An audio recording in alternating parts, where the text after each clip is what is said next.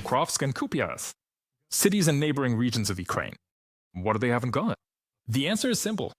According to Putin, the Russian army has long since captured them. In reality, it's the opposite. Where the Kremlin supposedly already raised its flags, the armed forces of Ukraine are holding the line. Where Putin fantasized about encircling Ukrainian troops, it's actually Russian soldiers who end up trapped. And in the city where the dictator invited foreign journalists to showcase his fake victories, it's the president of Ukraine who shows up. What's really happening on the front lines? Let's figure it out now. Kupiansk in the Kharkiv region has been captured more than once in Russian reports. In August 2025, the head of the Russian General Staff, Gerasimov, reported to Putin that half the city had been captured. 3 months later, on November 20th, the same Gerasimov announced that Kupiansk had been taken completely.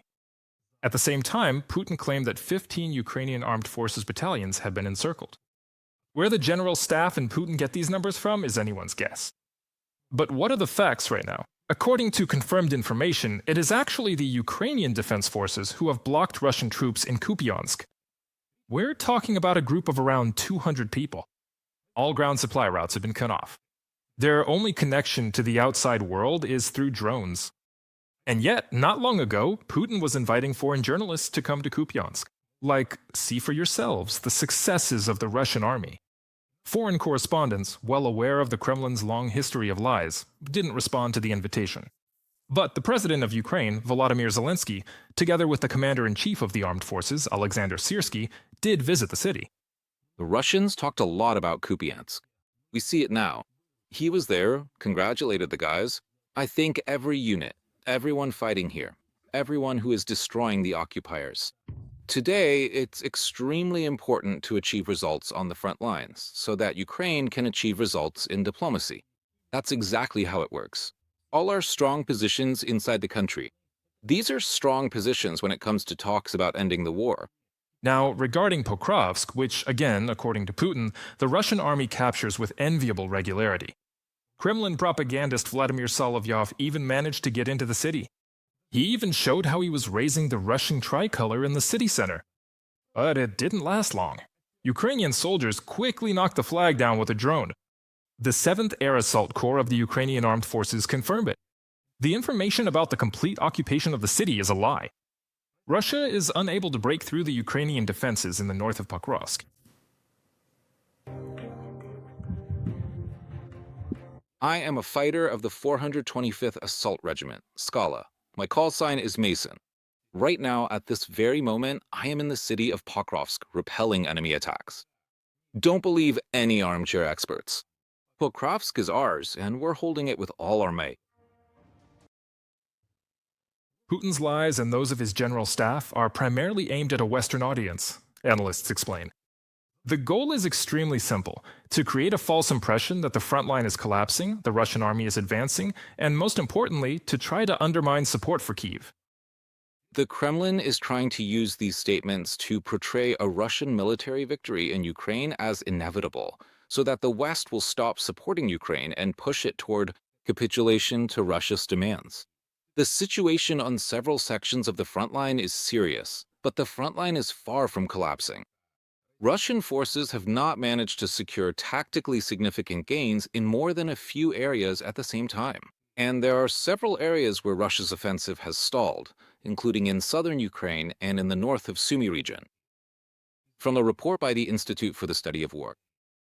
And although Russian propaganda is doing everything it can to convince the West of the so-called imminent collapse of Ukraine, few actually believe the Kremlin's statements.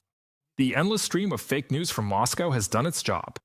Kyiv's partners see reports from the Russian General Staff not as a source of information, but merely as a tool of information warfare. That's why the NATO Secretary General is urging allies to invest in weapons production and strengthen their defenses. It's time to figure out what Putin really wants, says Mark Ruda. President Trump wants to put an end to the bloodshed right now, and he's the only one who can make Putin come to the negotiating table. So let's put Putin to the test and see if he really wants peace or prefers for the bloodshed to continue.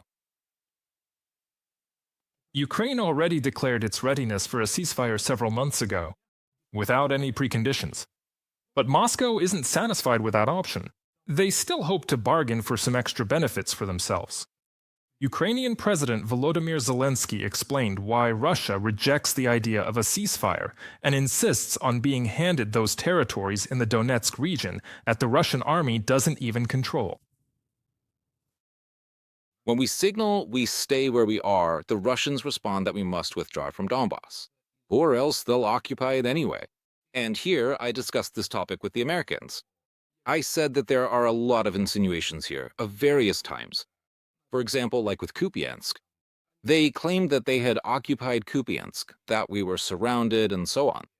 I was recently in Kupiansk and showed who actually controls this city. Russia wants to avoid expending resources and to occupy the east of our country by political means, through diplomatic and political channels. Volodymyr Zelenskyy, President of Ukraine. One of the reasons why Vladimir Putin refuses to talk about ending the war against Ukraine is the same detachment from reality. Russian generals assure the dictator that all the war's objectives will supposedly be achieved, and the Kremlin leader so badly wants to believe them. Especially since these generals, and even more so Putin, have never been to Kupiansk or Pokrovsk. Kremlin economists also live in a parallel reality. They convince the dictator that Western sanctions supposedly do not cause any serious harm, and that Russia's economy can withstand the pressure indefinitely. It's no wonder that Putin, hearing only reassuring words, sees no reason to make real concessions on Ukraine. From the Kremlin's point of view, the war is going according to plan. Putin has long been surrounded by a chorus of supportive voices, but over the past 25 years of his rule, the range of opinions reaching him has narrowed dramatically. From a publication by the Washington Post. Analysts, when assessing the state of the Russian economy, are in agreement. Russia is far less resilient than it tries to appear. By 2026, the consequences of the war and the pressure of sanctions will be impossible to ignore. The advance of the aggressor country's army remains slow, bloody, and extremely costly. And the economic problems are systemic and growing. There is something else that is telling. Public sentiment inside Russia is noticeably worsening. For the regime, this factor is critical. The dictatorship relies not so much on real support as on the appearance of it, which ensures obedience and a lack of questions. War makes the economy more active but poorer. This supports jobs and industrial activity, but it doesn't create long-term assets or promote productivity growth. Material resources are being destroyed, soldiers are dying. Raising taxes puts even more strain on the civilian economy, which is already suffering from double-digit interest rates and a labor shortage. Tank factories are working overtime, while car manufacturers are cutting shifts. From a publication by The Economist. As a result, in both the front lines and the economy, two realities coexist. One is virtual, the one reported to the Kremlin, and the other is real, the one recorded on the ground. Russian victories exist solely in the reports of Putin's generals, while confidence in the system's stability is based on the fantasies of Russian Prime Minister Mishustin, who promises to catch up with the world's leading powers. By 2026. The further it goes, the more pronounced it becomes. This contrast is becoming obvious not only outside of Russia, but within it as well.